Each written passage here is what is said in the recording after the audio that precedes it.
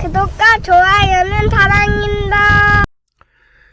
여러분 반갑습니다. 말씀 창고의 서현 목사입니다. 오늘도 시청해 주셔서 감사합니다.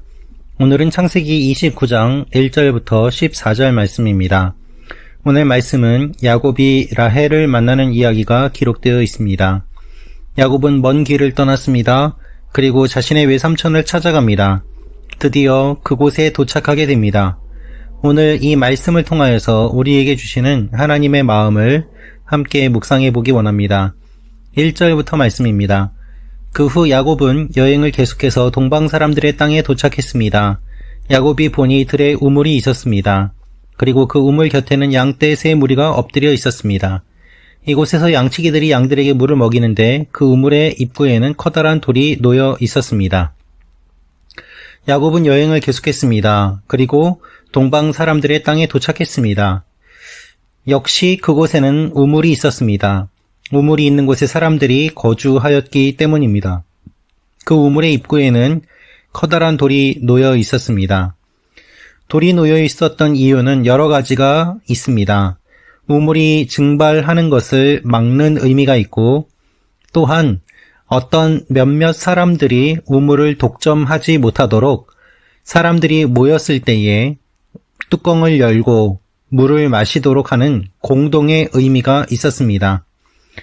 그렇게 커다란 돌이 놓여 있었고 양치기들은 양떼가 다 모이면 우물 입구에 있는 돌을 치우고 물을 먹인 다음에 다시 덮어 놓았습니다. 그런데 지금 야곱은 목이 마른 상황이었던 것 같습니다. 그래서 물을 마시도록 하는 것을 먼저 이야기합니다. 7절 말씀입니다. 야곱이 말했습니다. 그런데 아직 한낮이라 짐승들을 모아드릴 때가 아니지 않습니까? 양들에게 물을 먹이고 가서 풀을 뜯게 하시지요. 이삭과 야곱이 살던 그때에는 이삭이 가지고 있는 동물도 많고 재산도 많았습니다. 우물도 있었습니다. 그렇기 때문에 다른 사람들의 눈치를 보지 않고 특별히 주인의 아들이기 때문에 마음대로 우물을 사용할 수 있었습니다. 그 습관이 야곱에게 남아 있었습니다. 나름대로 자신도 목이 말랐기 때문에 양들에게 물을 먹일 때 자신도 한 모금을 얻어 마시고자 하는 마음이 있었습니다.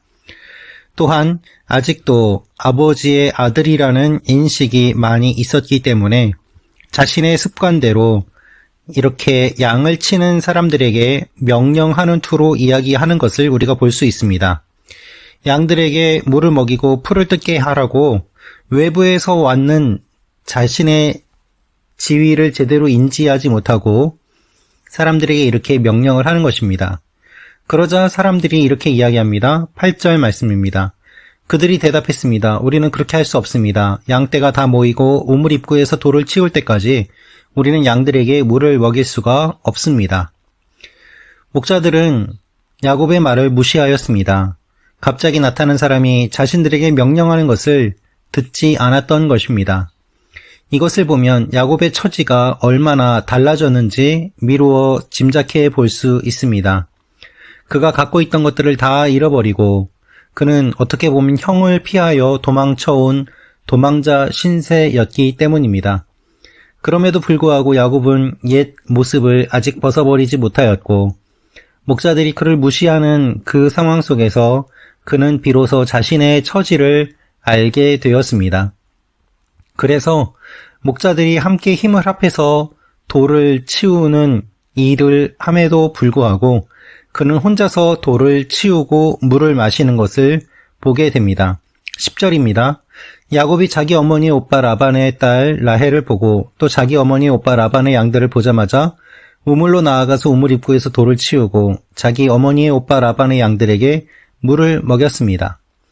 지금까지 양치기들이 해왔던 일들, 자신의 종들이 해왔던 그 일들을 이제는 자신이 앞장서서 하고 있는 모습을 우리가 보게 됩니다. 이제는 신세를 져야 했기 때문입니다. 자신의 처지가 서러워서 야곱은 라헬에게 입을 맞추고 소리 높여 울었습니다. 그리고 자신이 리브가의 아들임을 이야기합니다. 여러분, 오늘 말씀을 보면 우리가 우물을 통하여서 아브라함의 종이 리브가를 만나는 창세기 24장의 내용을 떠올리게 됩니다. 야곱도 라헬을 만나게 됩니다. 그런데 여러분, 야곱은 레아와 라헬 중 라헬을 먼저 만나게 되고 또한 라반을 만나게 되는 모습을 보게 됩니다.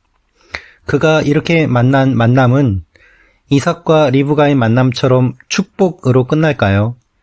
그렇지 않게 됩니다. 그의 삶은 이제부터 계속 어려움을 겪게 됩니다. 라반은 이야기합니다. 14절입니다. 라반이 그에게 말했습니다. 정말로 너는 내 혈육 1호구나. 야곱이 라반의 집에서 그와 함께 한 달 동안 머물렀습니다. 한 달 동안 머무를 때까지는 좋았습니다. 그런데 그 이후에는 어떠한 일이 일어날까요? 아무리 가족이라고 하더라도 한 달 동안 신세를 지는 그 상황 가운데서 라반은 그를 바라보며 어떠한 생각을 품게 되었을까요? 누구나 사람들을 도우려고 하지만 또한 동시에 어려운 처지에 있는 사람들을 이용하고 자신의 이익을 위하여 그들을 자신의 소유로 삼으려고 하는 그와 같은 일들 또한 많이 일어납니다. 오늘 말씀은 아주 낮은 곳까지 내려간 야곱의 모습, 그리고 앞으로 야곱에게 일어날 여러 가지 일들을 상징하는 그와 같은 내용들로 가득 차 있습니다. 야곱의 삶은 어떻게 될까요? 야곱은 낮아진 가운데서 무엇을 생각하였을까요? 여러분, 하나님을 만난 야곱, 그의 삶은 갑자기 좋아지지 않았습니다. 하나님의 집이라고 이름을 붙였지만 그의 삶은 아버지를 속이고 장자권을 얻은 것에 대한 대가를 치르는 삶이었습니다. 그것이 하나님의 공의였습니다. 사랑하는 말씀 참고 가족 여러분, 여러분의 삶이 힘들고 어려운 부분이 있을 것입니다. 그것은 왜 그럴까요? 하나님께서는 때때로 우리를 낮추시고 우리를 겸손하게 하십니다. 우리가 갖고 있는 모든 것들을 빼앗아 가기도 하십니다. 야곱을 낮추셔서 목자들이 양을 쳤던 그와 같은 일들을 그가 하는 이 모습을 통하여 야곱은 자신의 처지가 변하였음을 깨닫게 되고 낮아지게 되고 현실을 받아들이게 됩니다. 사랑하는 말씀 찾고 가족 여러분, 여러분의 삶 가운데 있는 어려움들, 하나님께서 여러분을 새롭게 만지기 원하시는 계기임을 기억하시길 바랍니다. 하나님은 어려움 가운데 처하게도 하시지만 또한 사람들을 만나게 하십니다. 그 만남 가운데 여러분을 괴롭히는 만남도 있지만 또한 그 만남을 통하여서 여러분이 성장하는 일들도 경험하게 됩니다. 하나님께서는 여러분을 향한 놀라운 계획을 갖고 계십니다. 때때로 어렵고 힘들고 망가지고 깨어지고 무너지는 것 같다고 하더라도 야곱을 통한 하나님의 약속이 이루어져 가는 것처럼 여러분을 향한 하나님의 계획이 이루어져 가고 계심을 기억하시기를 바랍니다. 오늘도 그러한 하루가 되기를 기도합니다. 기도하겠습니다.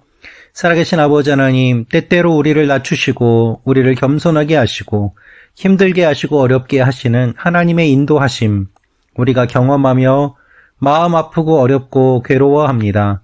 그러나 주님, 우리가 주님의 뜻을 다 알 수 없습니다. 끝까지 순종하며 나아가게 하시고 때때로 우물을 주시며 쉬게 하시고 그나마 힘든 때 견딜 수 있도록 중간중간 주님께서 인도하여 주심을 경험케 하여 주시니 감사합니다.